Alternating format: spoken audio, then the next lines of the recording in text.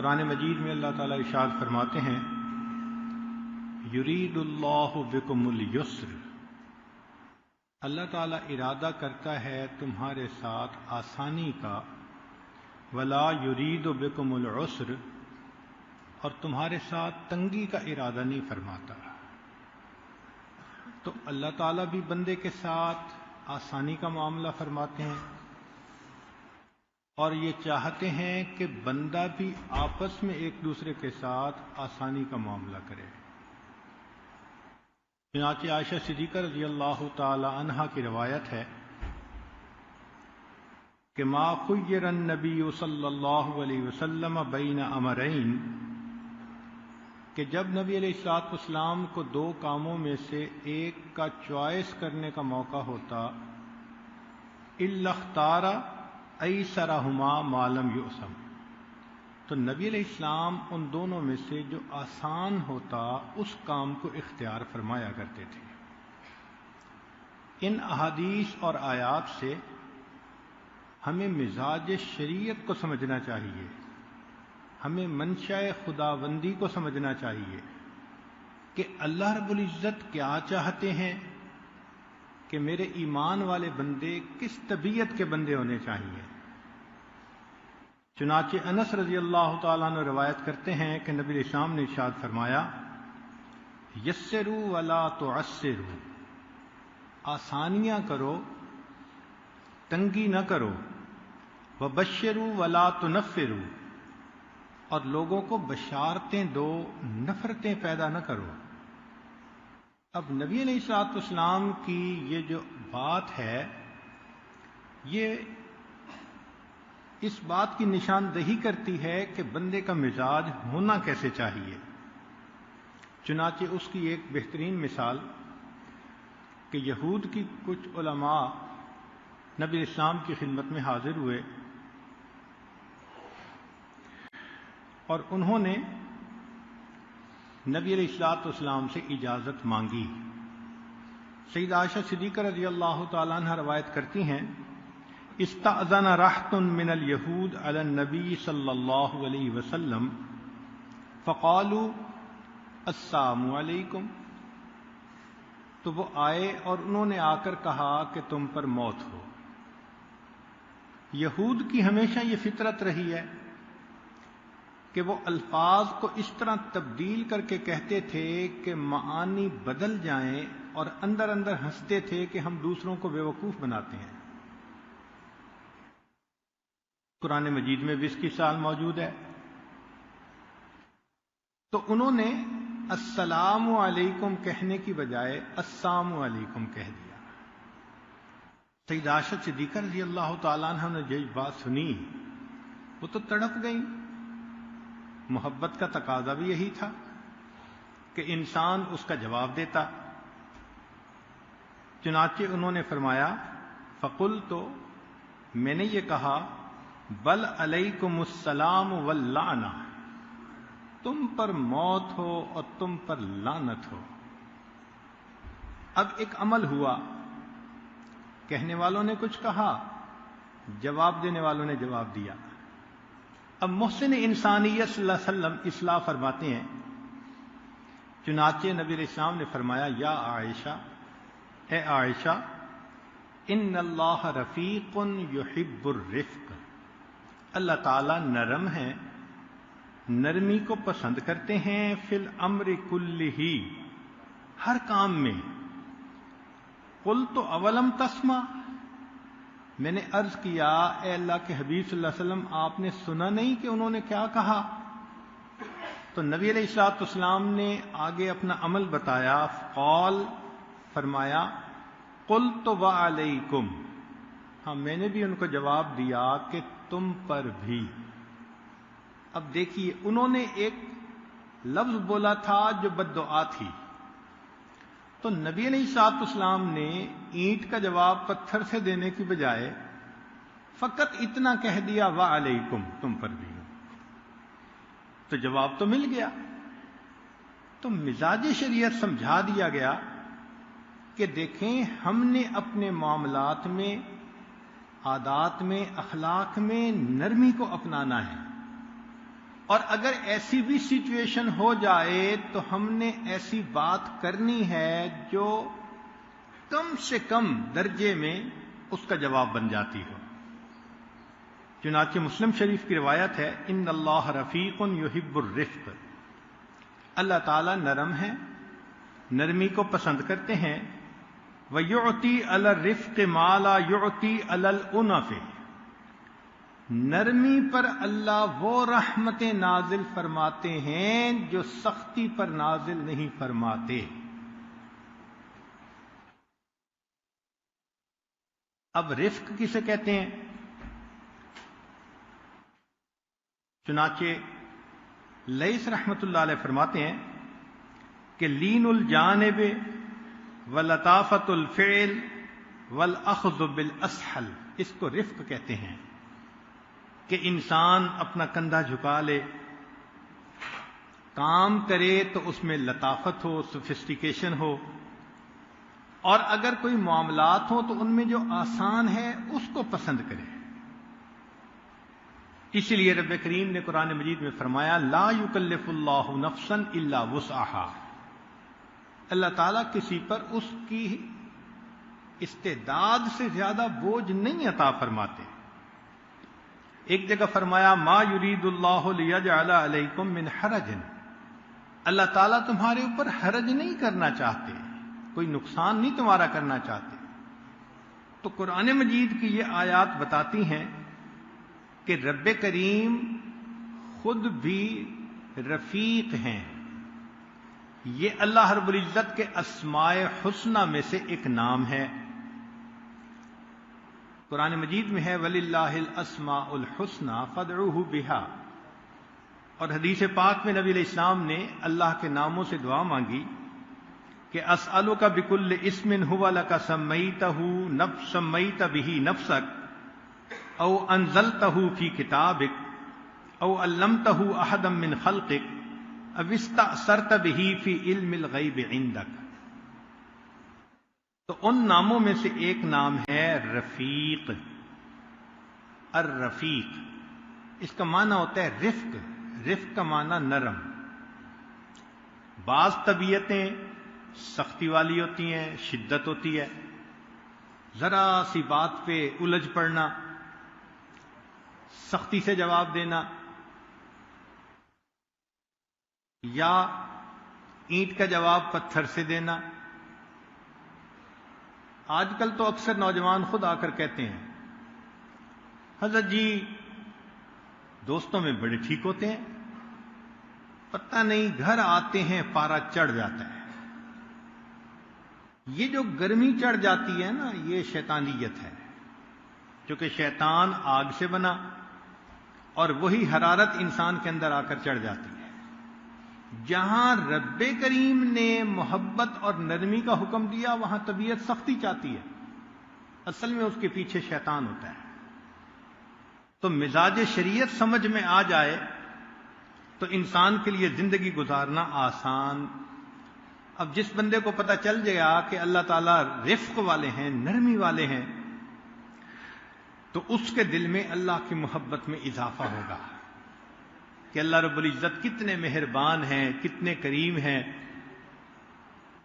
تو اس صفت کے معلوم ہونے سے بندے کے دل میں اللہ تعالیٰ کی محبت بڑھتی ہے.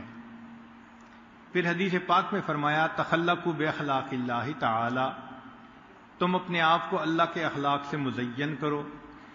تو ہر بندہ پھر یہ بھی سوچے گا کہ مجھے بھی اپنے اندر یہ نرمی پسند کرنی ہے. پھر اگر کوئی خطا کار اور گناہ گار ہے اس کے اندر سے مایوسی ختم ہو جائے گی. اگر یہ تصور دیا جائے کہ اللہ تعالیٰ تو بڑے سخت گیر ہیں تو وہ بندہ تو خطا کر کے پھر مایوس ہو جائے گا. مگر یہ تصور کہ اللہ رب العزت نرم ہیں، رفیق ہیں، رفق والے ہیں، تو انسان مایوسی سے بن جاتا ہے. پھر یہ بھی فرمایا کہ جو بندہ دوسروں کے لیے نرمی کا معاملہ کرتا ہے اللہ تعالیٰ اس بندے کے ساتھ نرمی کا معاملہ فرماتے ہیں. تو انسان کے کاموں میں بھی آسانیاں. چنانچہ نبی علیہ الصلوۃ والسلام نے ارشاد فرمایا، امام احمد نے اس کو روایت کیا، وَمِنْ أَبْرَزِ الْمَعَالِمِ هَذَا الدِّينُ الْحَنِيفُ، اس دین کی بڑی نشانیوں میں سے یہ ہے، هُوَ الرِّفْقُ، نرمی ہے، وَالْيُسْرُ، اور آسانی، وَاللِّينُ، لین پھر نرمی کو کہتے ہیں۔ یعنی نبی علیہ السلام ارشاد فرماتے ہیں کہ دین اسلام کی جو بڑی بڑی نشانیاں ہیں ان میں سے ایک نشانی یہ ہے کہ اس میں نرمی ہے اور آسانی۔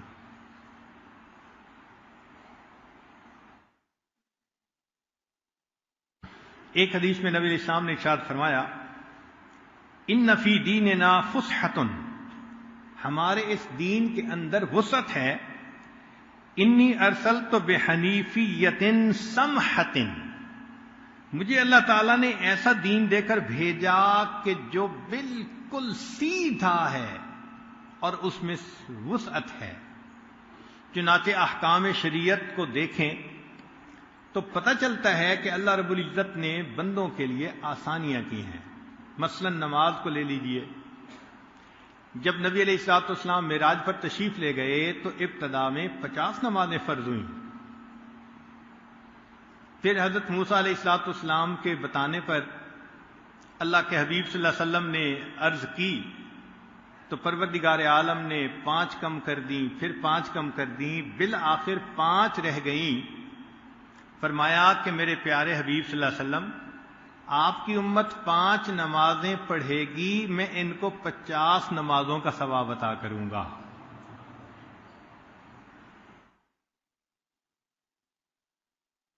پھر نماز کے ادا کرنے میں دیکھو کتنی آسانی۔ پہلی امتیں خاص جگہوں پر جاتی تھیں تب عبادت کر سکتی تھیں، اپنے صوامع میں خاص جگہوں پر۔ اس امت کے لیے اللہ نے پوری زمین کو مصلی بنا دیا۔ پھر پہلی امتوں میں اگر ناپاکی کسی جگہ لگ جاتی تھی تو کپڑا ہی کاٹنا پڑتا تھا، اس امت کے لیے پانی کو طہورا بنا دیا، دھو لیجئے وہ پاک صاف ہو جاتا ہے۔ پھر فرمایا کہ پانی ہے تو وضو کر لو، اگر پانی موجود نہیں تو تیمم کر لو۔ پھر آسانی کہ گھر پہ رہتے ہوئے اتنی رکعتیں ہیں، اگر سفر میں جانا پڑ جائے تو پھر تمہیں نماز میں ہم نے آسانی کر دی۔ ہمارے حضرت مرشد عالم رحمۃ اللہ علیہ فرماتے تھے کہ مسافر کے لیے جماعت معاف اور نماز ہاف۔ تو شریعت نے انسان کی تنگی کا لحاظ کیا، اور پھر یہ بھی کہا کہ دیکھو تم نماز کھڑے ہو کر پڑھو، صلی قائما فإن لم تستطع فقاعدا، کھڑے ہو کے نہیں پڑھ سکتے تو بیٹھ کے پڑھو، فإن لم تستطع فعلى جنب، بیٹھ کے بھی نہیں پڑھ سکتے تو لیٹ کے ہی پڑھ لو۔ تو معلوم ہوا کہ شریعت نے بہت آسانی فرما دی۔ زکوٰۃ کا معاملہ دیکھیے، ہر مالدار پر زکوٰۃ فرض نہیں، صرف اس پر کہ جس کے پاس نصاب ہو اور اس پر بھی سال گزر جائے۔ اب ذرا غور کریں کہ نصاب ایک مقدار ہے، اس کا مطلب ہے اتنا فالتو مال تھا، اور یہ بھی نہیں کہ یہ 1 مہینہ رہا، نہیں، جس نصاب پر 1 سال گزر جائے، شریعت کہتی ہے کہ اس کے اوپر تم زکوٰۃ ادا کرو۔ اور پھر زکوٰۃ بھی یہ نہیں کہ کوئی 25% یا 50%، نہ، 2.5%۔ کیا مطلب؟ کہ میرے بندو، میں نے تمہیں یہ مال دیا ہے حقداروں تک پہنچانے کے لیے، تم 2.5% ان حقداروں میں تقسیم کرو گے، میں 97.5% اس کے بدلے تنخواہ عطا کر دوں گا۔ سبحان اللہ، اللہ کی شان دیکھیے، 2.5% تقسیم کرنے کے بدلے 97.5% خود بندے کو مل رہے ہیں، اور پھر فرما رہے ہیں ہم تمہارے اس بقیہ مال میں برکت بھی دے دیں گے۔ تمہارے اس مال کی حفاظت کے ہم ذمہ دار ہوں گے. سبحان اللہ، کتنی آسانی ہو گئی. اور پھر اس میں جو استعمال کی چیزیں تھیں روزمرہ کی، ان کو ایکسکلوڈ کر دیا. گھر ہے، رہتے ہو، اگرچہ کروڑوں کا بنا، اس پہ زکوٰۃ نہیں. اچھا یہ گاڑی ہے، کروڑوں میں خریدی، تم نے سواری کے لیے رکھی ہوئی ہے، اس پہ زکوٰۃ نہیں. یا اللہ، ذرا غور تو کیجئے، کتنی آسانیاں کر دی گئی اللہ رب العزت نے ہمارے لیے اس زکوٰۃ کے معاملے میں. پھر اس کے بعد روزے کو دیکھیے کہ رب کریم نے سال میں 1 مہینہ 30 دن، اور وہ بھی فقط دن کا وقت، کہ دن میں تم نے یہ چند کام نہیں کرنے، کھانا پینا اور میاں بیوی کا معاملہ، اس کو روزہ فرما دیا. تو یہ کتنی آسانی ہوگی ہمارے لیے. ورنہ اس سے زیادہ بھی روزے ہو سکتے تھے، مگر اللہ رب العزت نے بندے کے لیے آسانیاں فرما دی. اور پھر نبی علیہ السلام نے فرمایا کہ 30 دن کے تو یہ روزے ہیں، اگر تم شوال کے بھی 6 رکھ لو گے جو سنت ہیں تو یہ 36 بن گئے. اور من جاء بالحسنۃ فلہ عشر امثالھا، جو ایک نیکی لائے 10 گنا ثواب. تو فرمایا کہ تم 36 دن روزے رکھو گے، اللہ تعالیٰ تمہیں پورا سال روزہ رہنے کا ثواب عطا فرما دے. اور پھر اس میں بھی فمن کان منکم مریضا او علی سفر فعدۃ من ایام اخر، مریض ہے، مسافر ہے، تو شریعت نے اس کے لیے بھی آسانیاں کر دی کہ ابھی نہ رکھو، تم بعد میں رکھ لینا. حج کے اندر دیکھو اللہ تعالیٰ نے کتنی آسانیاں فرمائی کہ انسان پر حج فرض ہے زندگی میں 1 مرتبہ،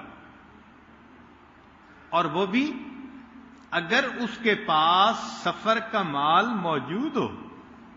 ہر بندے پہ فرض نہیں ہے. اور عورت پر تب فرض ہے جب اس کے پاس محرم کو لے جانے کا بھی خرچہ موجود ہو. اور پھر حج دیکھو کیا کہ صرف 1 دن ظہر سے لے کے مغرب تک کے درمیان ایک میدان کے اندر سب کا احرام باندھ کر اکٹھا ہو جانا، یہ رکن اعظم ہے، اس کو وقوف عرفہ کہتے ہیں. اب ذرا سوچیں، اگر اللہ تعالیٰ 2 رکعت نماز وہاں پڑھنے کا نام حج فرما دیتے تو ہم جیسے کئی بوڑھے تو وضو ہی کرتے رہ جاتے. کتنی عورتیں ہوتی جو خرچے کر کے جاتی اور نماز پڑھنے کی حالت میں ہی نہ ہوتی. تو میں نہیں، حج کس کا نام ہے؟ بس احرام باندھو اور تم اس میدان کے اندر پہنچ جاؤ، حتیٰ کہ کوئی بیمار پہنچے گا، بے ہوش پہنچے گا، ہم اس کے بھی حج کو قبول فرما لیں گے. اللہ اکبر کبیرہ. تو غور کیجئے کہ اللہ رب العزت نے حج کے معاملے میں کتنی آسانیاں فرمائیں. اسی طرح جو احکام نازل کیے ان میں بھی آسانیاں. چنانچہ شراب کا جو حرمت کا حکم نازل ہوا وہ ایک وقت میں نہیں. سب سے پہلے فرمایا گیا قل فیہما اسم کبیر ومنافع للناس. پھر کچھ عرصے کے بعد آیت اتری لا تقربوا الصلاۃ وانتم سکارا، نماز کے قریب نہ جاؤ جب تم نشے کی حالت میں ہو. تو بہت سارے صحابہ تو سمجھ ہی گئے کہ یہ ناپسندیدہ چیز ہے، چنانچہ وہ بچ گئے. اور آخر پر پھر کچھ عرصے بعد فرمایا انما الخمر والمیسر والانصاب والازلام رجس من عمل الشیطان فاجتنبوہ. اب یہ آیت شروع میں بھی تو نازل ہو سکتی تھی، مگر طبیعتیں بنی ہوئی تھیں، ایک عادت تھی، یکدم اس کو چھوڑنا انسان کے لیے مشقت ہوتی. تو جس پروردگار عالم نے بندوں کی مشقتوں کا اتنا لحاظ فرمایا تو اندازہ کیجئے کہ شریعت کا مزاج کیا ہے.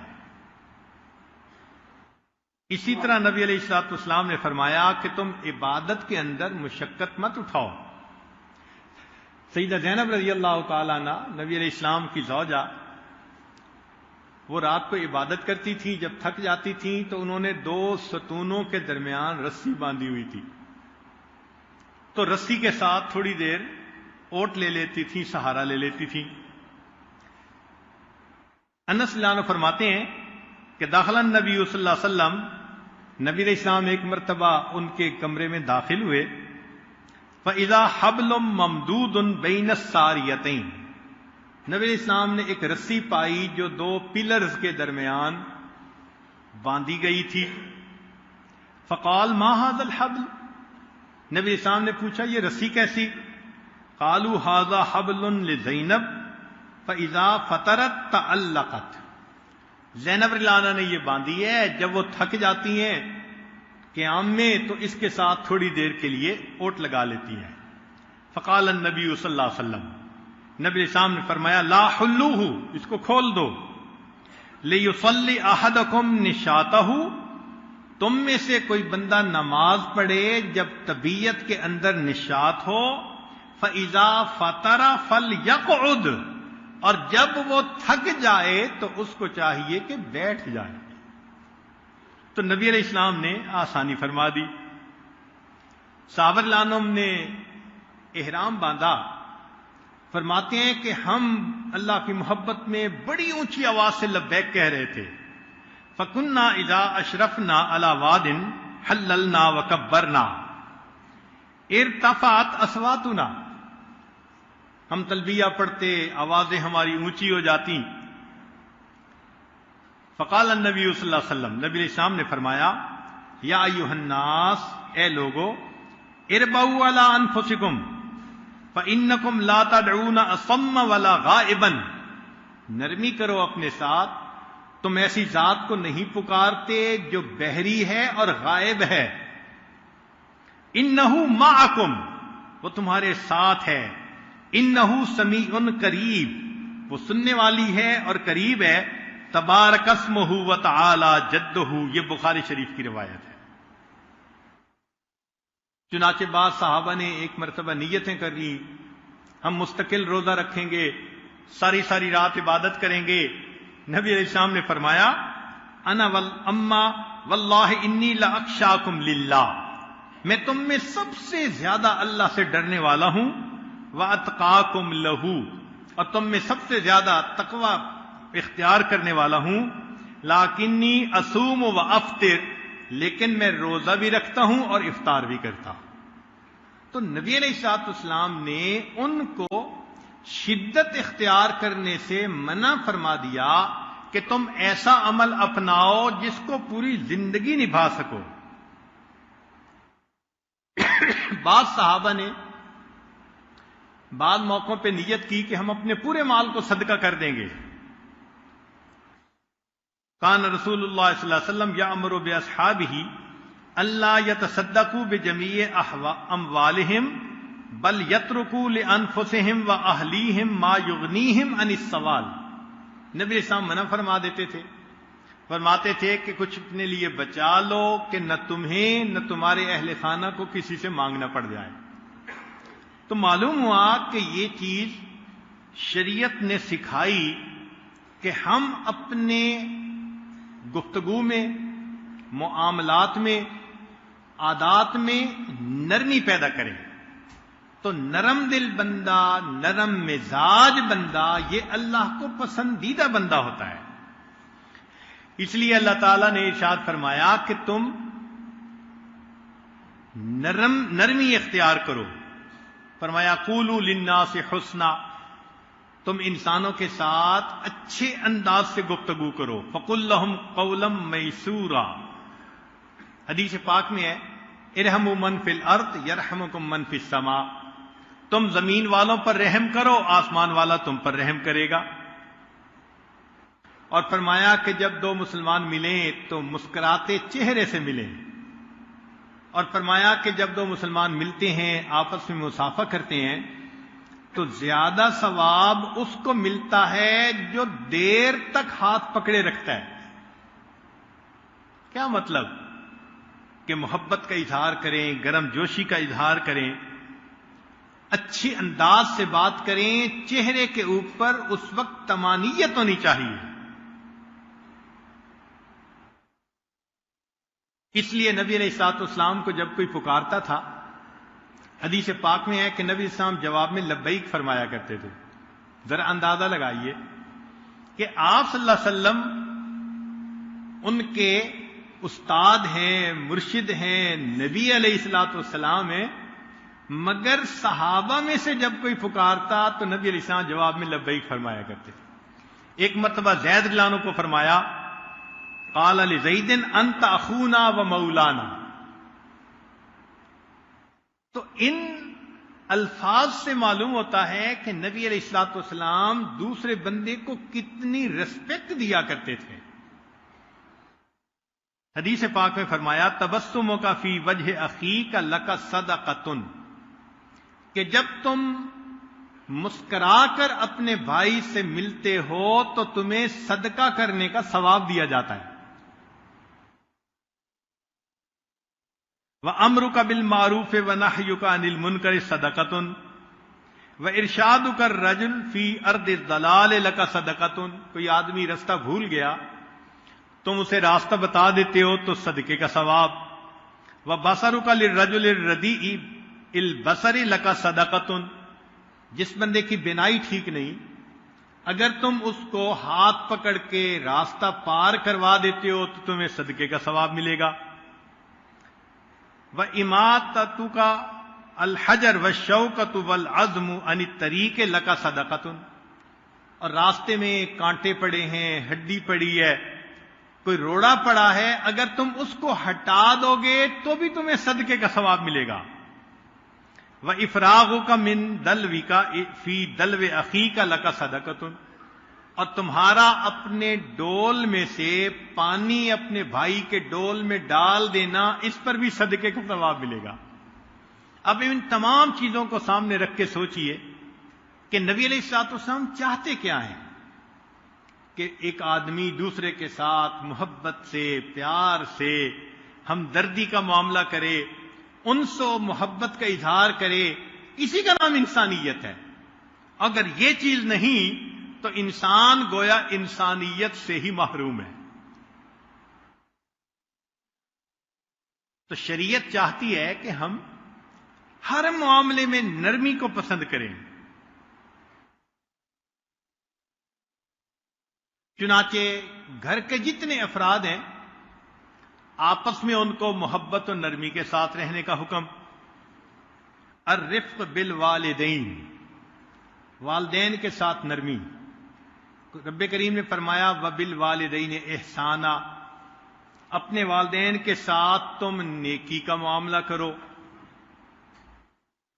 فلا تقل لهما اف ولا تنہرهما، ان کے سامنے اف بھی نہ کرو اور ان کو کسی چیز سے منع بھی نہ کرو۔ اور حدیث پاک میں فرمایا رضا الرب فی رضا الوالد، اللہ تعالی کی رضا والد کی رضا میں ہے اور اللہ کی ناراضگی والد کی ناراضگی میں ہے۔ پھر حدیث پاک میں فرمایا کہ بروا آباؤکم، تم اپنے والدین کے ساتھ نیکی کا معاملہ کرو، تبرکم ابناؤکم، تمہاری اولاد تمہارے ساتھ نیکی کا معاملہ کرے گی۔ تم ادھر نرمی کرو گے، اولاد تمہارے ساتھ نرمی کا معاملہ کرے گی۔ چنانچہ والدین کا قرضہ ہو تو انسان اتارے، اگر وہ نظر قسم کھا لے تو اس کو پوری کرے، صدقہ ان کی طرف سے دے، ان کی طرف سے حج کرے، حتیٰ کہ الرفق بالوالدین ولو کانا کافرین، اگر ماں باپ کافر بھی ہوں، شریعت کہتی ہے وصاحبہما فی الدنیا معروفا، تم دنیا میں ان کے ساتھ اچھے طریقے سے زندگی گزارو۔ اب کفار ماں باپ کے ساتھ بھی اگر نرمی کا حکم ہے تو جو کلمہ گو ہوں پھر ان کے ساتھ انسان کو کتنی نرمی کرنی چاہیے۔ بیوی کو حکم دیا کہ تم اپنے خاوند کے ساتھ محبت کا معاملہ کرو، چنانچہ فرمایا فَمِنَ الرِّفْقِ بِالزَّوْجِ أَن تُطِيعَهُ الزَّوْجَةُ فِي غَيْرِ مَعْصِيَةِ اللَّهِ عَزَّ وَجَلَّ، اگر اللہ کی نافرمانی نہیں تو بیوی کو چاہیے کہ خاوند کی بات کو مانے فلا تترفعوا علی، اور خاوند کے اوپر برتری نہ جتلائے۔ تو شریعت نے درجہ بندی کر دی۔ ہم نے دیکھا کہ بہت سارے لوگوں میں زندگی اسی میں گزر جاتی ہے، خاوند کہتے ہیں بات میری چلے گی اور بیوی کہتی ہے بات میری چلے گی۔ شریعت نے کیا کہا؟ فلا تترفعوا علی، بیوی کو چاہیے کہ خاوند کے اوپر برتری نہ جتلائے۔ میں عالمہ ہوں، عقل مند ہوں، میرے اندر زیادہ ویژن ہے، مجھے زیادہ سمجھ ہے، فرمایا کہ تمہیں اس کو جتلانے کی ضرورت نہیں۔ مان لیا کہ تمہارے مشورے میں عقل کا معاملہ زیادہ ہے، لیکن برکت خاوند ہی کی بات میں ہے۔ جو بات خاوند نے کہہ دی دنیا کے معاملات میں، اگر بیوی اس کو قبول کر لے گی، اللہ تعالیٰ اس میں برکت عطا فرما دے گی۔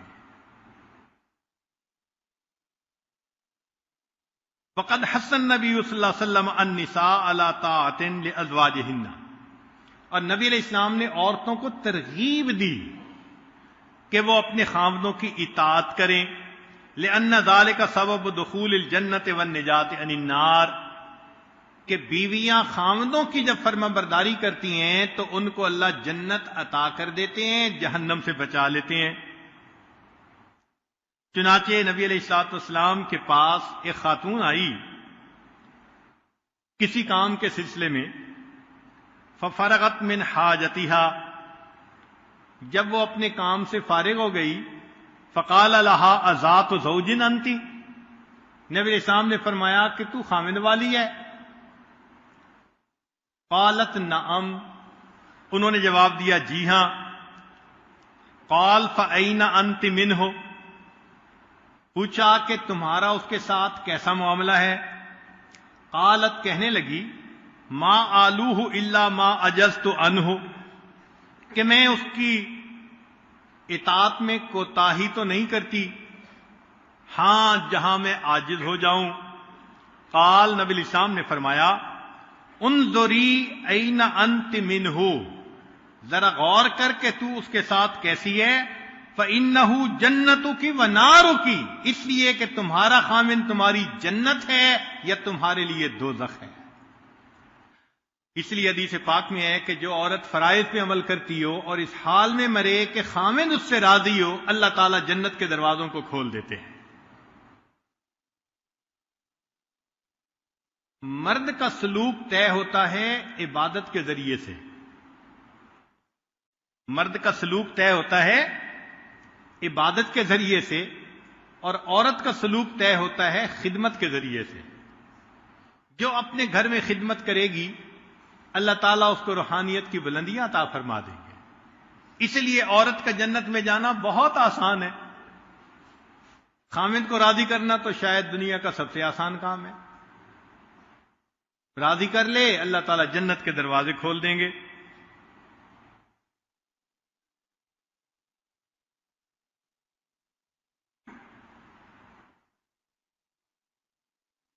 چند باتیں جس کی شریعت نے بیوی کو ترغیب دی، فرمایا کہ ایسے بن کے رہے ان تسرہ اذا رآہا، خاوند جب دیکھے تو اس کی آنکھیں ٹھنڈی ہوں، اس کے دل خوش ہو جائے، بیوی کو دیکھے۔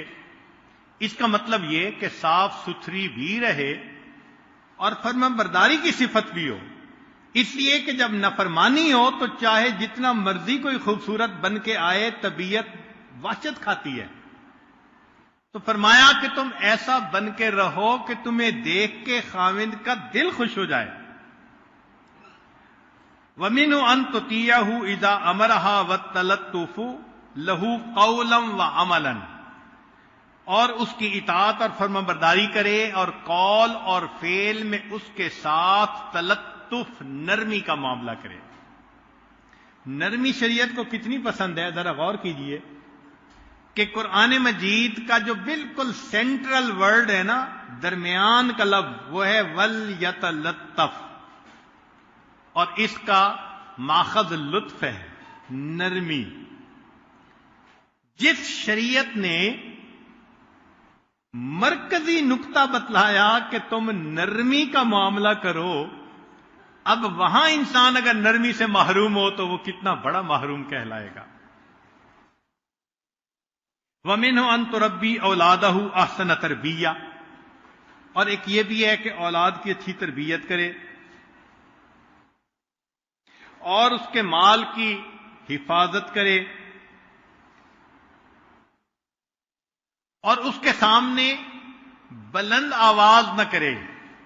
عدم الترفع والنشوز علیہ وعدم ایذائہ، تو عورت کو چاہیے کہ کوئی ایسی بات نہ کرے کہ جس سے اس کے خاوند کا دل دکھے. وَمِنْهُ تَلْبِیَةُ رَغْبَةِ زَوْجِهَا فِی الْفِرَاشِ، اور خاوند کی تقاضے کے معاملے میں اس کی فرما برداری کرے کہ جب خاوند کو ضرورت محسوس ہو اس کے ساتھ کوآپریٹ کرے. حدیث پاک اذا دعا الرجل امرأته الى فراشہ، جب کسی خاوند نے اپنی بیوی کو اپنی ضرورت کے لیے بلایا فابت، اور وہ انکار کر دیتی ہے، یعنی بہانہ بنا لیتی ہے، تھکی ہوئی ہوں، نیند آ رہی ہے، یہ مسئلہ تو وہ مسئلہ، فباتا، اور اسی طرح اس خاوند نے رات گزاری، غضبان علیہا، کہ اس کے دل میں غصہ تھا، لعنتھا الملائکۃ حتی تصبح، فرشتے اس عورت پر صبح تک لعنت برساتے رہتے ہیں. اس سے اندازہ لگائیے کہ شریعت نے بیوی کو کتنی تعلیم دی کہ تم خاوند کے ساتھ محبت کا معاملہ رکھو. حدیث پاک اذا الرجل دعا زوجته لحاجته، اگر خاوند نے اپنی بیوی کو اپنی ضرورت کے لیے بلایا، فلتأتہ وإن کانت علی التنور، اگر وہ تنور پہ روٹیاں لگا رہی ہے تب بھی اس کو چاہیے کہ وہی کام چھوڑ کے آئے اور اپنے خاوند کی ضرورت کو پورا کرے. اسی لیے شریعت نے حکم دیا کہ عورت نفلی روزہ نہیں رکھ سکتی جب تک کہ خاوند اس کو اجازت نہ دے. اور ایک بات یہ بھی فرمائی کہ ہر وقت نکتہ چینیاں ہی نہ کرتی رہے، کیونکہ نبی علیہ السلام نے فرمایا کہ میں نے عورتوں کو کثرت کے ساتھ جہنم میں دیکھا. تو صحابیات نے پوچھا کہ اللہ کے نبی صلی اللہ علیہ وسلم کس وجہ سے؟ فرمایا تکثرن اللعن وتکفرن العشیر، ایک تو یہ عیب زیادہ نکالتی ہیں، لعنت زیادہ کرتی ہیں، اس میں تو یہ چیز ٹھیک نہیں، یہ ٹھیک نہیں، یہ ٹھیک نہیں، نیگیٹو تھنکنگ ہوتی ہے. اور دوسرا، دوسرے کے احسانات کو سرے سے ہی ماننے سے انکار کر دیتی ہیں. مثال کے طور پہ اگر خاوند ساری عمر اچھا رکھے اور کسی موقع پہ کسی وجہ سے کوتاہی ہو کہ میں نے تو تیرے گھر آ کے اچھا دیکھا ہی نہیں، ہاں تم تو اچھا کرتے ہو تو بچوں کے لیے کرتے ہو، میرے لیے کیا کرتے ہو؟ یہ جو احسان فراموش بنتی ہیں اور یہ جو عیب نکالتی ہیں، نکتہ چینیاں کرتی ہیں، شریعت نے کہا ان گناہوں کی وجہ سے جہنم کے اندر یہ زیادہ جائیں گی.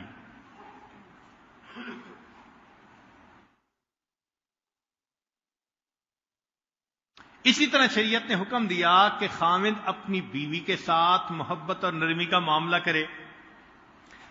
نبی علیہ السلام نے فرمایا استوصوا بالنساء خیرا، عورتوں کے ساتھ اچھا سلوک کرو، تم میری اس وصیت کو تسلیم کر لو. شریعت نے کہا کہ ہر کام جو لہو و لعب ہے وہ منع ہے سوائے 3 کاموں کے. کل ما یلہو بہ الرجل المسلم باطل الا رمیہ بقوسہ، ایک تو کمان کے ذریعے تیر کو نشانے پہ لگانا، فرمایا کہ یہ بھی جائز. وتادیبہ فرسہ، گھوڑے کو تربیت دینا، سواری کی، یہ بھی جائز. وملاعبتہ اہلہ، اور اپنے اہل خانہ کے ساتھ محبت، نرمی، پیار کا معاملہ کرنا یہ بھی کہا جائز، فَإِنَّهُنَّ مِنَ الْحَقِّ، کہ یہ سب کے سب ٹھیک کام ہے۔ بعض صوفی حضرات اتنے اپنے آپ کو دنیا سے الگ تھلگ کر لیتے ہیں کہ بیویوں سے کوئی واسطہ ہی نہیں۔ ہمارے حضرت مرشد عالم رحمت اللہ علیہ فرماتے تھے کہ اللہ تعالیٰ کو جو راستہ جاتا ہے وہ جنگلوں اور غاروں سے ہو کر نہیں جاتا، ان گلی کوچوں بازاروں سے ہو کے جاتا ہے۔ تو ہمیں چاہیے کہ ہم اپنے گھروں میں زندگی گزاریں محبت پیار کے ساتھ، اللہ تعالیٰ کا قرب حاصل ہونا آسان ہو جائے گا۔ چنانچہ حدیث پاک میں ہے کہ بیوی کے ساتھ نرمی کی مثال یہ، ان یطعمھا مما یطعم ویلبسھا مما یلبس، جو خود کھائے اس کو کھلائے، جیسا پہنے اس کو پہنائے، اور اس کے اوپر اپنے مال کو خرچ کرے اور اس کے منہ میں لقمہ ڈالے۔ اب بتائیں کہ اگر لقمہ کھلانے سے دلوں میں محبت ہو تو یہ کتنا آسان کام ہے۔ ایک مرتبہ ایک نوجوان میرے پاس آئے، وہ تازہ تازہ نیکی کے رستے پہ آئے تھے، پہلے عام سی زندگی تھی، اور آ کر کہنے لگے یہ جو میری بیوی ہے نا، اس نے مجھے ذلیل کر دیا۔ پوچھا اللہ خیر؟ نہ نماز پڑھتی ہے، نہ پردہ کرتی ہے، نہ دین کی بات سنتی ہے، اور میں اس طرف آیا ہوں میرے ساتھ بالکل کوآپریٹ نہیں کرتی۔ اصل میں وہ مجھ سے یہ چاہتا تھا کہلوانا کہ تم اس کے ساتھ ذرا سختی کرو، ٹکا کے رکھو۔ وہ یہ نیت دل میں لے کے آیا تھا کہ جب حضرت صاحب سے اجازت مل جائے گی بس پھر میں نمٹ لوں گا۔ حضرت بالکل سنت کا خیال نہیں کرتی۔ جب اس نے یہ کہا تو میں نے کہا کہ بھئی آپ تو ماشاءاللہ بات سمجھ گئے، سنت کو اپنا لیا۔ کہنے لگا جی۔ میں نے کہا ایک سنت آپ اس پر عمل کر کے دکھائیں۔ جی حضرت کون سی؟ میں نے کہا کہ لے کے جاؤ مٹھائی بیوی کے لیے، اور جب دسترخوان پہ رکھو، کھانے بیٹھو، تو ایک اس میں سے مٹھائی کا ٹکڑا اٹھا کے اس کے منہ میں ڈال دینا۔ اب وہ میرا منہ دیکھ رہا ہے۔ جی حضرت۔ میں نے کہا میں فارسی تو نہیں بول رہا کہ آپ کے سمجھ میں نہ آئے، بات تو سیدھی سیدھی ہے، بھائی لے کے جاؤ اور اس میں سے کچھ اپنے بیوی کے منہ میں ڈال دینا۔ چپ ہو گیا، لیکن لگتا تھا کہ دل آمادہ نہیں ہو رہا، کیونکہ دل میں تو غصہ تھا، وہ تو جوتے مارنے کے چکر میں تھا اور اس کو مٹھائی کھلانے کا سبق دے دیا۔ تو جب اسے کہا کہ بھئی جاؤ کرو تو خیر وہ چلا گیا، لیکن اگلے دن جب آیا تو آنکھوں میں آنسو۔ پوچھا کیا ہوا؟ کہنے لگا حضرت غلطی میری تھی۔ کیسے؟ حضرت میں مٹھائی کا ڈبہ لے کے گیا، کہا اس کو میں آپ کے لیے لایا ہوں، اس کے چہرے پہ کچھ مسکراہٹ آئی۔ جب ہم بیٹھ گئے اور وہ کھانے لگی تو حضرت میں نے اس میں سے ایک فلاں چیز اٹھائی اور اس کے منہ میں ڈالی تو وہ مجھے دیکھنے لگی، کہنے لگی کیا کر رہے ہو؟ میں نے کہا کہ مجھے حضرت صاحب نے بتایا ہے کہ یہ نبی علیہ السلام کی سنت ہے۔ کہنے لگی سنت ہے؟ میں نے کہا ہاں۔ کہنے لگی کہ وہ لقمہ کھانے کے بعد کافی دیر سوچتی رہی اور پوچھنے لگی کہ کیا میں بھی سنتوں پہ عمل کر سکتی ہوں؟ میں نے کہا کر لو۔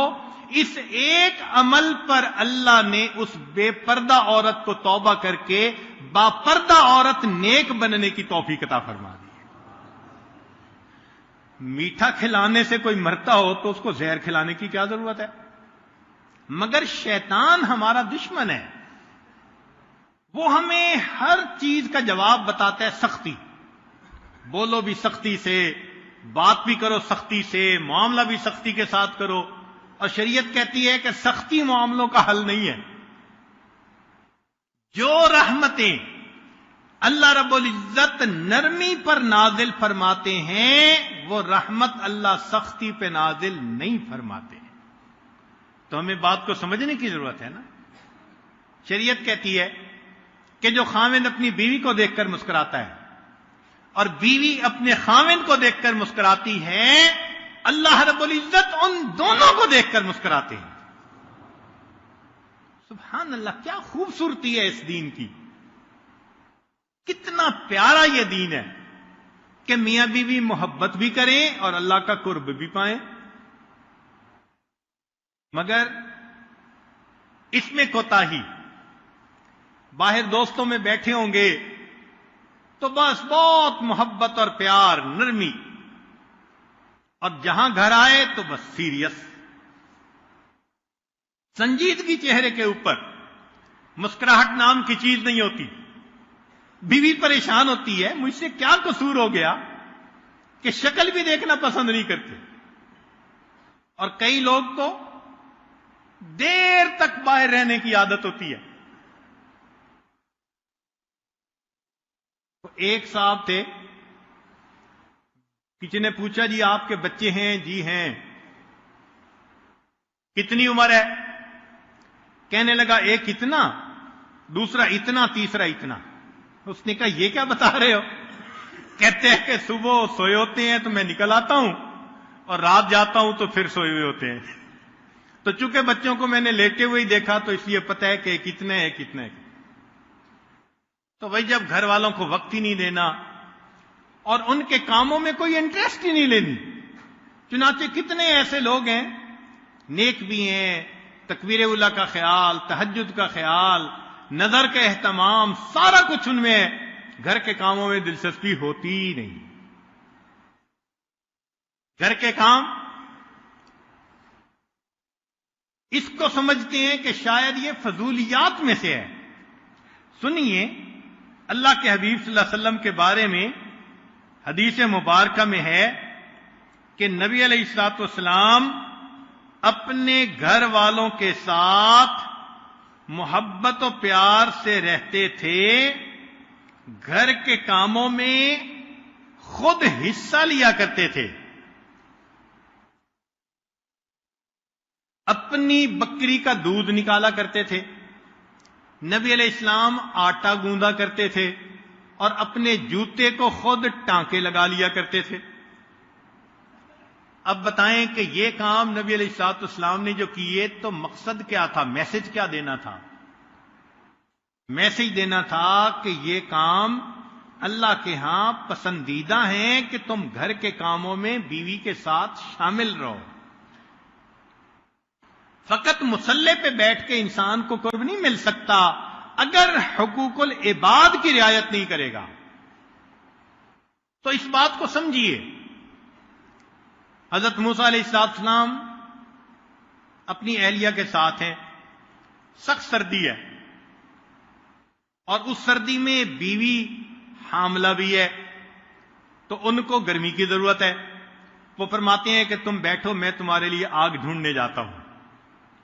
تو آگ ڈھونڈنے کے لیے گئے اور آگے سے پیغمبری مل گئی.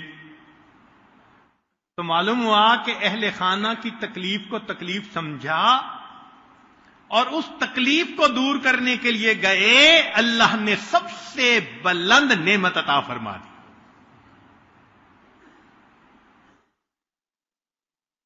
تو بیوی کو کہا کہ خامن سے محبت کا سلوک رکھو اور خامن کو کہا کہ تم بیوی کے ساتھ محبت کا سلوک رکھو تاکہ دونوں آپس میں ایک دوسرے کے ساتھ محبت و پیار کی زندگی گزاریں.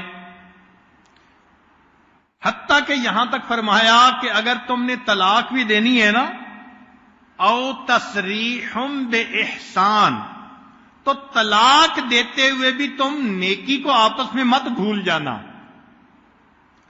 تو جو جدا ہوتے ہوئے بھی اچھے سلوک کا حکم دے تو ملاپ میں کتنے حسن سلوک کی شریعت جو ہے وہ تقاضا کرتی ہوگی. نبی علیہ السلام نے ارشاد فرمایا کہ جو بندہ اپنے ماتحتوں کے حقوق کو ادا نہیں کرے گا، ذمیوں کا، بیوی کا، ماتحتوں کا، قیامت کا دن ہوگا اور وہ ماتحت اپنے حق کا مطالبہ کریں گے. انا حجیجہم یوم القیامہ، نبی علیہ السلام نے فرمایا میں قیامت کے دن ان کا وکیل بنوں گا اور ان کو ان کا حق میں لے کر دوں گا.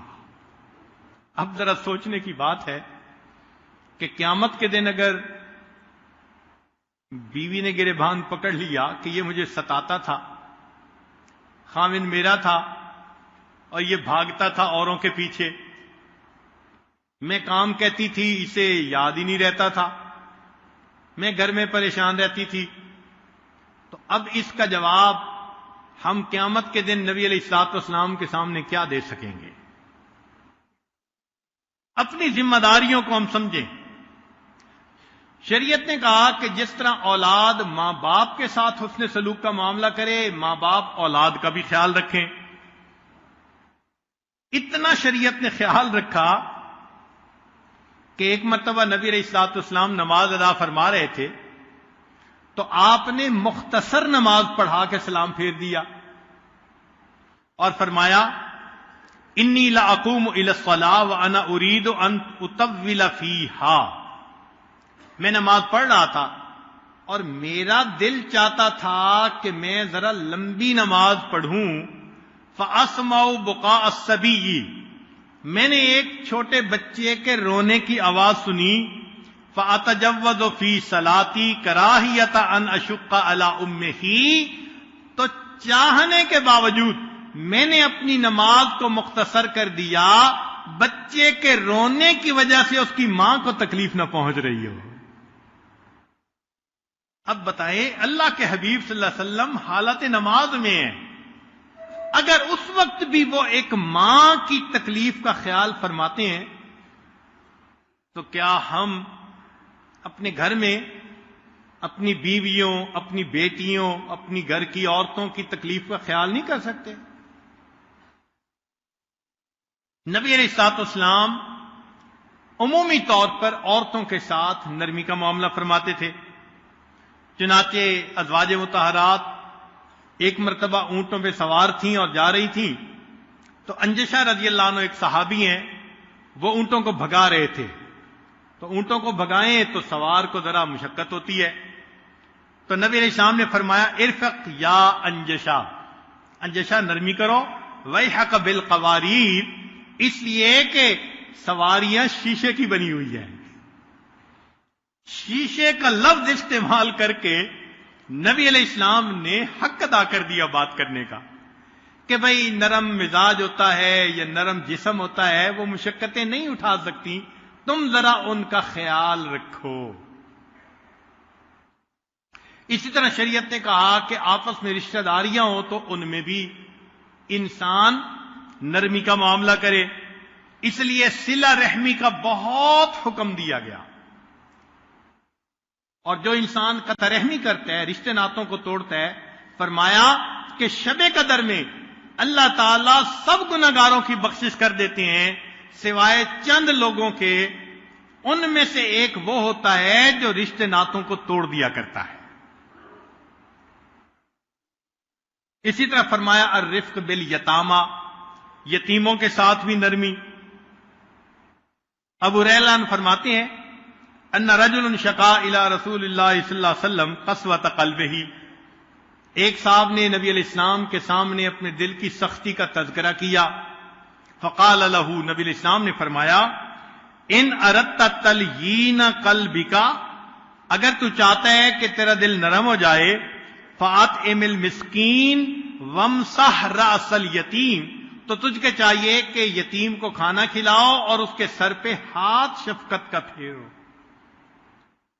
شریعت نے کہا کہ تم اپنے پڑوسی کے ساتھ بھی نرمی کا معاملہ کرو، فرمایا لا يدخل الجنہ من لا یأمن جارہ بوائقہ، شریعت نے کہا کہ اپنے ساتھیوں کے ساتھ نرمی کا معاملہ کرو، فرمایا ولو كنت فظا غلیظ القلب لانفضوا من حولک، تو جب اپنے ساتھیوں کے ساتھ بھی نرمی، ہمسایوں سے بھی نرمی، رشتہ داروں سے بھی نرمی، ماں باپ سے، اولاد سے، بیوی سے، تو معلوم ہوا کہ شریعت کا منشا یہ کہ تم نرم ہی بن کر زندگی گزارو۔ حتیٰ کہ شریعت نے کہا کہ تم حیوانات کے ساتھ بھی نرمی کرو۔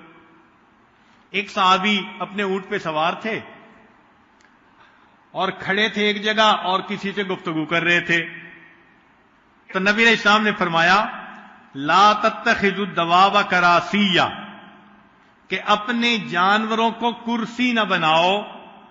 فرب مرکوبۃ علیہا ہی اکثر ذکر اللہ تعالی من راکبہا. ہو سکتا ہے کہ جس سواری پہ تم سوار ہو کر بیٹھے ہو وہ سواری تم سے زیادہ اللہ کا ذکر کر رہی ہے. تو جس شریعت نے جانوروں کے بھی ساتھ نرمی کا معاملے کا حکم دیا وہ کتنی خوبصورت شریعت ہوگی. چنانچہ حدیث پاک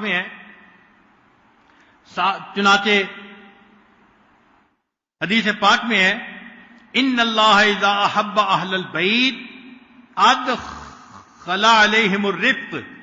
اللہ تعالی جب کسی اہل بیت کو گھر والوں سے محبت کرتے ہیں تو ان کے اندر نرمی کو داخل فرما دیتے ہیں. تو گھر کے اندر نرمی آ جاتی ہے. بیوی خاوند کے ساتھ نرمی کرتی ہے اور خاوند بیوی کے ساتھ نرمی کا معاملہ کرتے ہیں. سب لوگ بہن بھائی ایک دوسرے کے ساتھ نرمی کا معاملہ.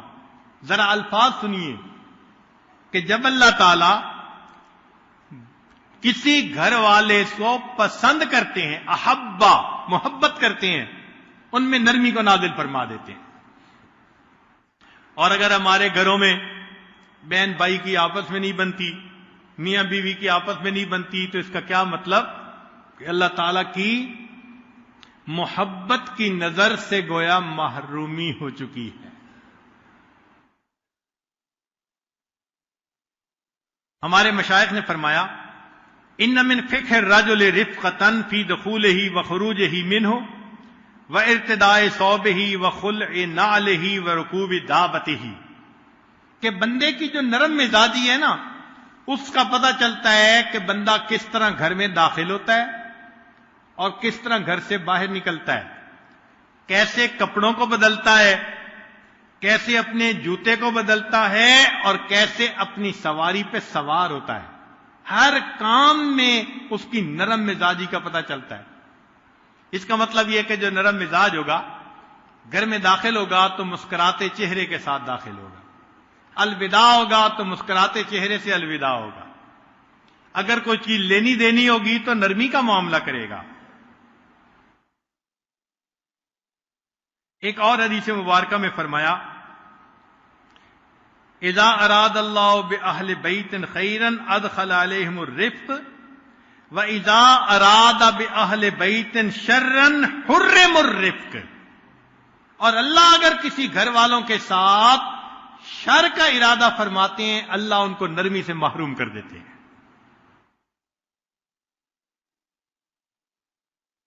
حدیث مبارکہ ما کان الرفق فی قوم الا نفعہم. جس قوم کے اندر نرمی ہے نرمی ان کو نفع پہنچاتی ہے. ولل خرق فی قوم الا ضرہم. اور اگر کسی قوم کے اندر سختی ہے تو وہ ان کو نقصان پہنچاتی ہے. تو نرم مزاجی سے نفع اور سخت مزاجی سے نقصان.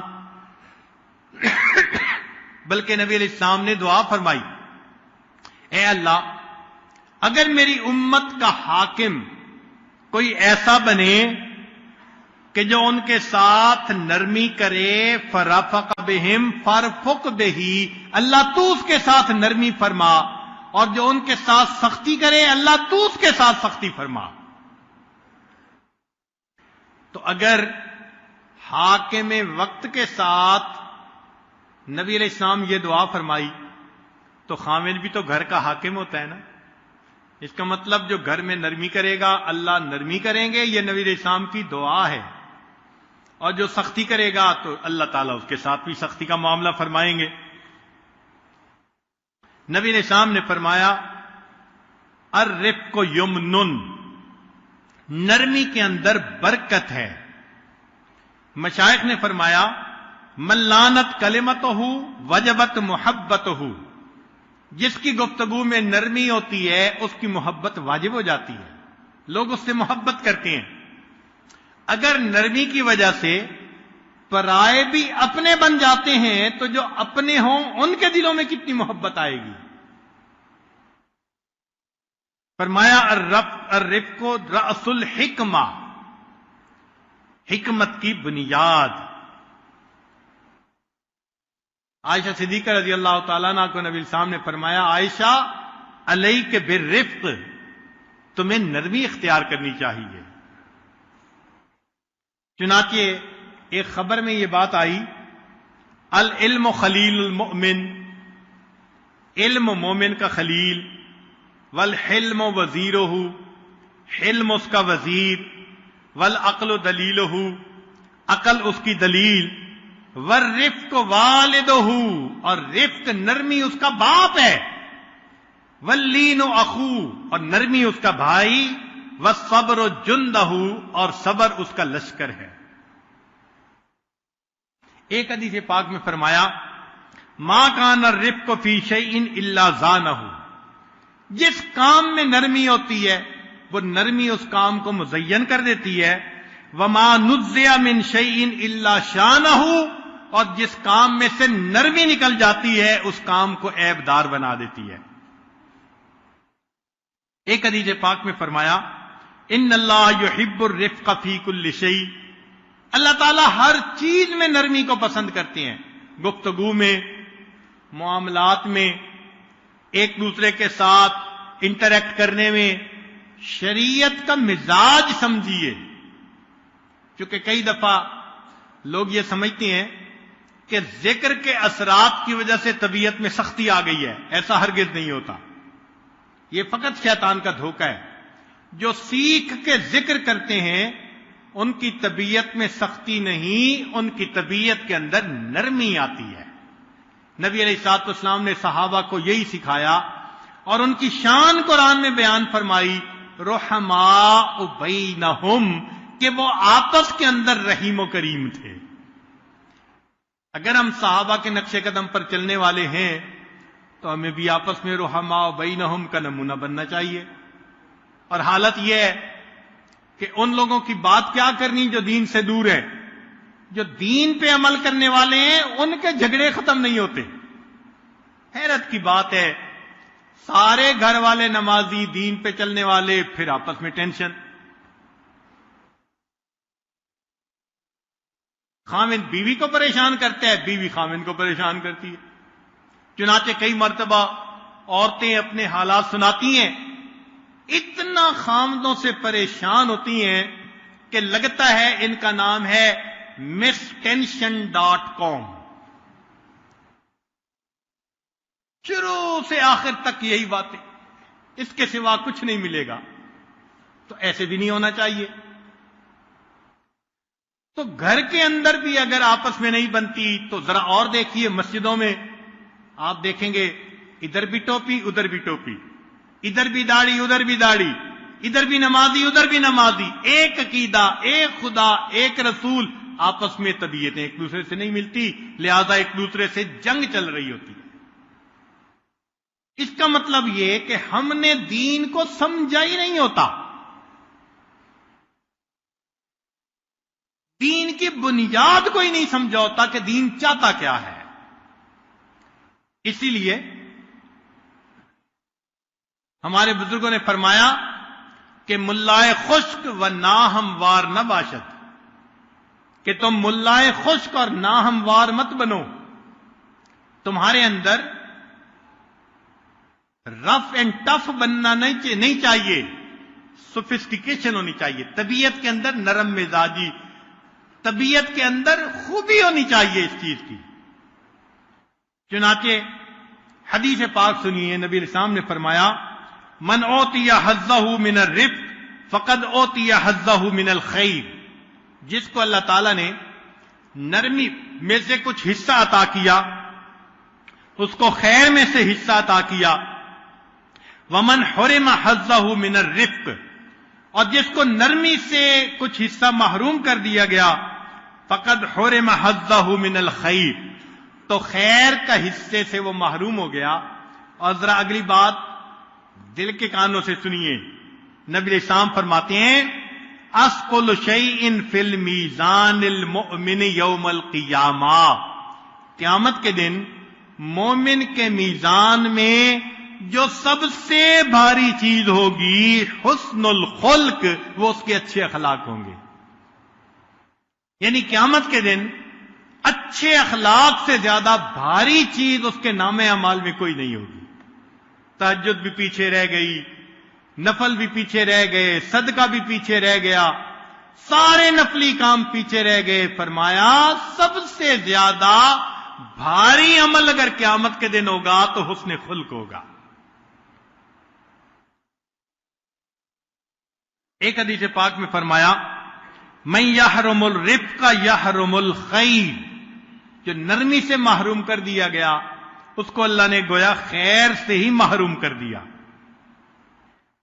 قیس بن نبی حازم فرمایا کرتے تھے من یؤت الرفق فی الدنیا، جس کو اللہ دنیا میں نرمی عطا فرماتے ہیں، نفعہ فی الآخرہ، اس کا نفع وہ آخرت میں پا لیا کرتا ہے. ایک حدیث مبارکہ میں فرمایا من سرہ ان یظلہ اللہ من جہنم یوم القیامہ، جو یہ چاہے کہ اللہ اس کو جہنم کی آگ سے قیامت کے دن سائے میں رکھے، وَيَجْعَلُ فِي ظِلِّهِ فَلَا يَكُونَ عَلَى الْمُؤْمِنِينَ غَلِيظًا، اس کا چاہیے کہ ایمان والوں کے ساتھ سختی کا معاملہ نہ کرے، وَلْيَكُنْ بِهِمْ رَحِيمًا، اس کو چاہیے کہ ان کے ساتھ نرمی کا معاملہ کرے. تو جو اپنے بھائیوں کے ساتھ نرمی کا معاملہ کرے گا قیامت کے دن اس کو عرش کا سایہ نصیب کر دیا جائے گا.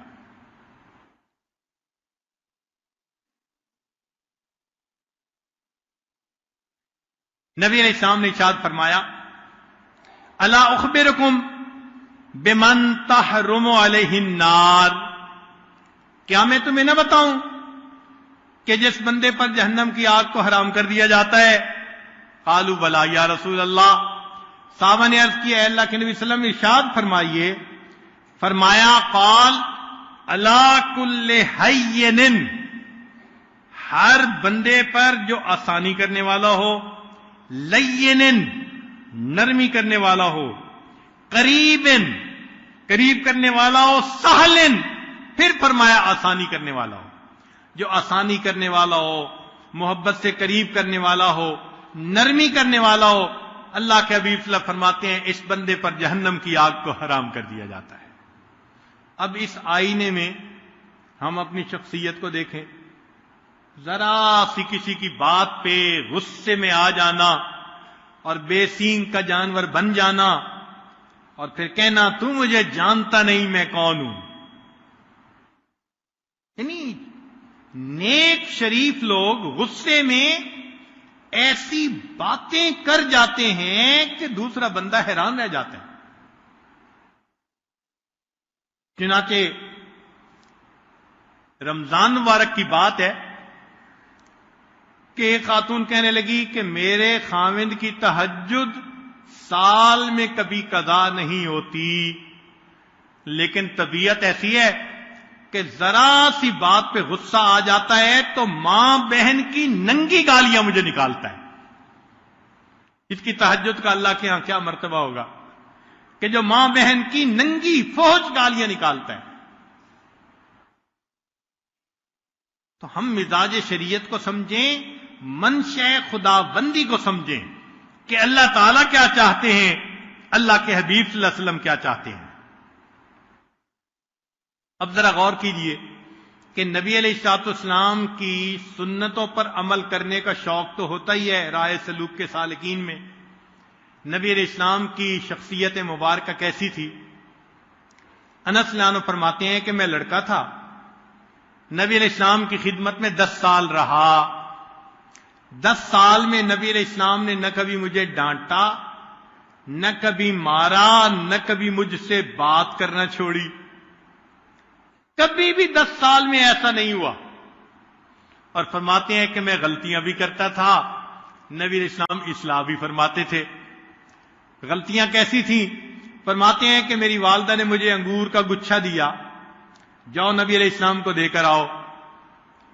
تو میں لے کے چلا، راستے میں خیال آیا کہ انگور کھٹے ہیں یا میٹھے، تو میں نے ایک انگور کھایا، وہ مزے کا نکلا. میں نے دوسرا کھا لیا، اب میں چلتا بھی جا رہا ہوں اور ایک ایک کر کے انگور بھی کھاتا جا رہا ہوں۔ نبی علیہ السلام کے گھر پہنچنے سے پہلے سارے انگور ختم ہو گئے۔ میں چپ ہو گیا، کسی کو کچھ نہیں بتایا۔ کچھ دن گزرے، میری والدہ ام سلیم رضی اللہ تعالیٰ عنہ نبی علیہ السلام کی خدمت میں حاضر ہوئی۔ بات چیت کے دوران انہوں نے پوچھا، اے اللہ کے نبی صلی اللہ علیہ وسلم، میں نے انگوروں کا گچھا بھیجا تھا تو انگور کیسے تھے؟ نبی علیہ السلام نے فرمایا مجھے تو نہیں ملے۔ آپ سمجھ گئے کہ معاملہ درمیان میں کیا ہوا۔ فرمایا کہ جب میں سامنے آیا تو نبی علیہ السلام میرا کان پکڑتے اور پکڑ کے کہتے، انس میرے انگور کا گچھا نکالو، اور مسکراتے بھی تھے۔ اب اصلاح بھی فرما دی، مگر اتنی محبت سے کہ بچے کو ڈر نہیں لگا، وحشت نہیں ہوئی، خوف نہیں آیا کہ میرے ساتھ کیا بنے گا، نہیں۔ بچہ تھا تو فرمایا میرا کان پکڑتے، اور کئی مرتبہ ایسا ہوا جب میں کبھی پاس جاتا میرا کان پکڑ کے کہتے میرے انگور کا گچھا کہاں ہے، اور مسکراتے بھی تھے۔ نبی علیہ السلام کی مسکراہٹ میرے دل کو خوش کر دیا کرتی تھی۔ یہ بھی طریقہ ہے دوسرے کی اصلاح کا کہ 10 سال تک مارنے کی ضرورت پیش نہیں آئی۔ اور آج کل تو توبہ، دین پڑھانے والے قرآن پاک پڑھا رہے ہیں اور طبیعتوں کے اندر سختی کہ کاری صاحب کہاری صاحب بنے ہوئے ہوتے ہیں۔ ہم نے ایک مرتبہ اپنے مدرسے میں کہا کہ بھئی طلباء کو مارو نہیں، سمجھاؤ۔ تو میں نے اساتذہ کو یہی سمجھایا کہ دیکھو، ہاتھ انسان تب اٹھاتا ہے جب شکست مان لیتا ہے کہ میں زبانی سمجھانے میں ناکام ہو گیا۔ جب استاد اپنی شکست تسلیم کر لیتا ہے نا کہ میں اس کو زبانی سمجھانے سے فیل ہو گیا، پھر ہاتھ اٹھاتا ہے، لہذا مارے نہیں۔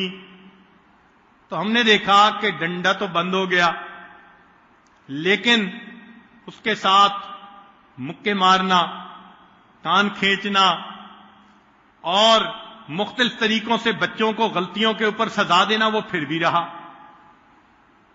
ہم نے اور سختی کی کہ جی نہیں، بالکل ایسا نہیں کرنا۔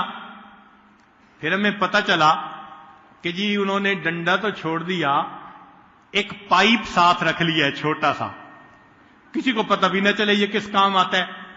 اور بچے کی جب غلطی نکلتی ہے تو پائپ سے بچے کو مارتے ہیں۔ پھر ایک دن میں حاضر ہوا، میں نے قاری صاحب سے عرض کیا کہ جی برائے مہربانی آپ یہ بھی نہ کریں۔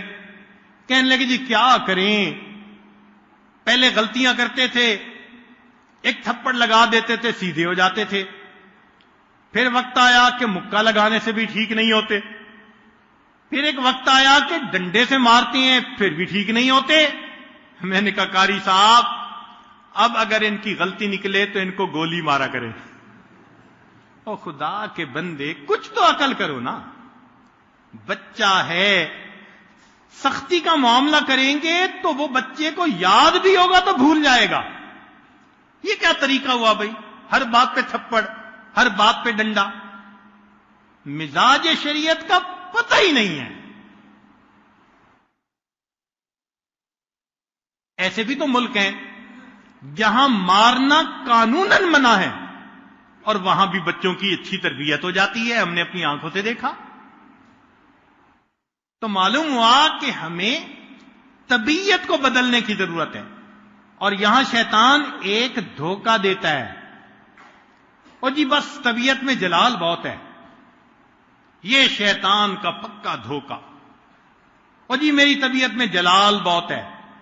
ذرا سوچ لیں کہ ہماری طبیعت میں جلال ہے، اگر اللہ نے بھی قیامت کے دن ہمارے ساتھ جلال والا معاملہ کر لیا پھر کیا ہوگا؟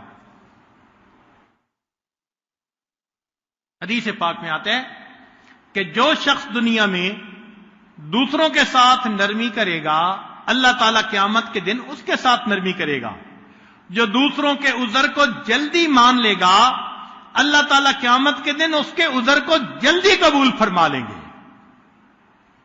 سبحان اللہ۔ حدیث مبارکہ سنیے، نبی علیہ السلام نے فرمایا اگر کوئی بندہ غلطی کر لے اور دوسرے سے معافی مانگے اور جس سے معافی مانگی وہ کہے گی میں تجھے معاف نہیں کرتا. ایک آدمی سے کوئی غلطی ہو گئی، اس نے معافی مانگی، تو شریعت کہتی ہے کہ معافی مانگنے پر اب اس بندے کو چاہیے کہ معاف کر دے. لیکن اگر وہ اس کو معاف نہیں کرتا، نبی علیہ السلام نے فرمایا یہ معاف نہ کرنے والا قیامت کے دن حوض کوثر پر میرے سامنے مت آئے. میں اس کی شکل دیکھنا پسند نہیں کرتا. یہ میرے امتی کو معاف نہیں کرتا، قیامت کے دن میری شفاعت کی تمنا رکھتا ہے. نبی علیہ السلام نے فرمایا جو معافی مانگنے پر بھی کسی کو معاف نہ کرے، اس کو چاہیے قیامت کے دن حوض کوثر پہ میرے سامنے مت آئے. سوچئے شریعت کیا چاہتی ہے. شریعت معافی کو پسند کرتی ہے، نرمی کو پسند کرتی ہے، محبت کو پسند کرتی ہے. چنانچہ ہمارے بزرگوں کی زندگی ہمارے لیے ایک مشعل راحت بن جاتی ہے. ایک بزرگ تھے، بیوی کو طلاق نہیں دیتے تھے، حالانکہ بیوی بد زبان بھی تھی اور بہت زیادہ تنگ کرتی تھی. تو کسی نے پوچھا حضرت جان ہی چھڑا لیں اس مصیبت سے. فرمانے لگے اس لیے طلاق نہیں دیتا کہ تنگ کرتی ہے تو میں تو اس کی تنگی ترشی کو برداشت کر لیتا ہوں، طلاق دے دوں گا، کسی اور سے نکاح ہوگا، اس کو تنگ کرے گی تو میں تنگی کو برداشت کر کے اپنے کسی مسلمان بھائی کو اس کی تنگی سے بچا لیتا ہوں. کیا خوبصورت سوچ ہے، سبحان اللہ. ایک بزرگ تھے، بیوی سے بہت تنگ تھے مگر شکایت نہیں کرتے تھے. ایک موقع ایسا آ گیا کہ بیوی نے خود ہی طلاق مانگ لی تو انہوں نے طلاق دے دی. تو کسی نے کہا جی وہ بڑی بری تھی، چلی گئی طلاق لے کے.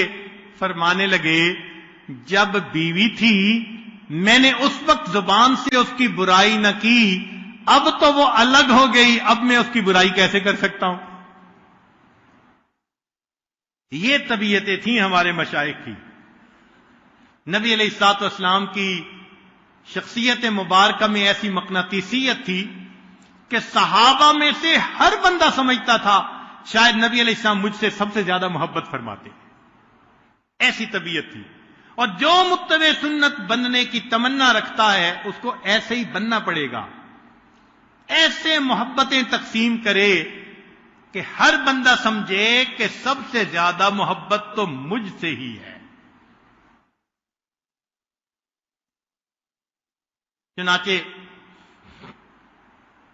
ایک بزرگ کے بارے میں ان کی وفات ہو گئی تو ان کی بیوی نے یہ بات کہی، ذرا غور سے سنیے، توجہ سے سنیے، کہ میرے میاں تو اتنے نرم مزاج تھے، زمین پہ نرم پاؤں رکھتے تھے کہ زمین کو بھی تکلیف نہ پہنچے.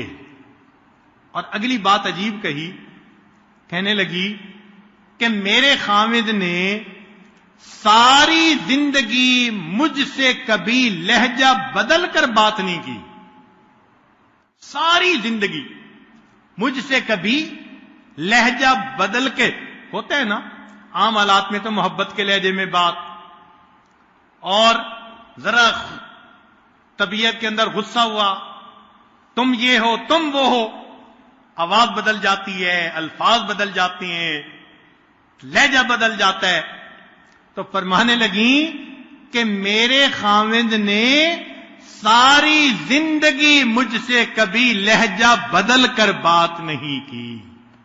یہ لوگ ہیں جنہوں نے سلوک کو سیکھا ہوتا ہے. نبی علیہ الصلوۃ والسلام رحمت للعالمین تھے، جو ان کی اتباع کرتا ہے اس کو رحمت میں سے حصہ مل جاتا ہے، پھر وہ رحیم و کریم بن کے محبتیں تقسیم کرتا ہے. اس لیے ہمیں چاہیے کہ ہم آپس میں محبت و پیار کی زندگی گزارے. ہو ہلکا اے یاراں تو بریشم کی طرح نرم،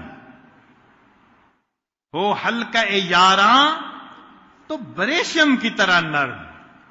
گھر میں ہو، دوستوں میں ہو، آپس میں ہو، مسلمان بھائیوں میں ہو، تو انسان کو کیسے ہونا چاہیے؟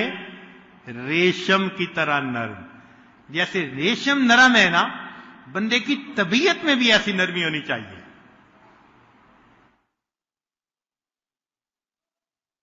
اور آج ریشم کی طرح نرم ہونے کی بجائے ہو ہلکے یاراں تو انگارے کی طرح گرم. لا حول ولا قوت الا باللہ. شریعت ہمیں ایسا بننے کے لیے نہیں کہتی. شریعت کہتی ہے محبت و پیار کی زندگی گزارو. یہ پہلا سبق تھا کتاب خدا کا کہ ہے ساری مخلوق کنبہ خدا کا. یہ خدا کا کنبہ ہے. اگر کوئی کسی کے کنبے کے ساتھ احسان کا معاملہ کرے تو ہم اس کے ممنون ہوتے ہیں. جو اللہ کے بندوں کے ساتھ احسان کا معاملہ کرے گا اللہ تعالیٰ اس بندے سے محبت فرمائیں گے. تو ہمیں بھی چاہیے کہ اپنی طبیعتوں کے اندر نرمی پیدا کریں، اس کو سیکھیں، سختی کو چھوڑیں. اور یہ بات ہمیشہ یاد رکھیں کہ اللہ تعالیٰ نرمی پر وہ رحمتیں نازل فرماتے ہیں جو رحمتیں وہ سختی پر نازل نہیں فرماتے. ہاں، شریعت کے معاملات میں کہیں کہیں انسان کو سختی بھی کرنی پڑتی ہے، مگر وہ سختی بھی طریقے کی ہو. نبی علیہ الصلوۃ والسلام اگر کسی چیز کو ناپسند فرماتے تھے تو زبان سے کچھ نہیں. حدیث پاک میں ہے نبی اسلام خاموش ہو جاتے تھے، چہرہ سرخ ہو جاتا تھا تو چہرے سے اندازہ ہو جاتا تھا کہ آپ کو یہ چیز ناپسند ہے. تو اس کا بھی ایک سلیقہ ہے، طریقہ ہے. ہم بھی اسی سلیقے طریقے کو اپنائیں اور اللہ سے دعا مانگیں کہ اللہ ہمیں نبی علیہ الصلوۃ والسلام کی طبیعت کے اندر جو رافت تھی، جو رحمت تھی، اس میں سے کچھ حصہ اللہ ہمیں بھی نصیب فرما دے. ہمیں اس رحمت اور رافت سے محروم نہ فرمائے. غور کرنے کی بات ہے، اگر بنی اسرائیل کی بدکار عورت ایک کتے کے ساتھ نرمی کا معاملہ کرتی ہے اور اس پیاسے کو پانی پلا دیتی ہے، اللہ اس کی مغفرت فرما دیتے ہیں. ہم اپنے گھر کے اگر بھوکے یا پیاسوں کا خیال رکھیں گے یا ان کے ساتھ نرمی کا معاملہ کریں گے، اللہ تعالیٰ ہمارے ساتھ کتنا خیر کا معاملہ فرمائیں گے.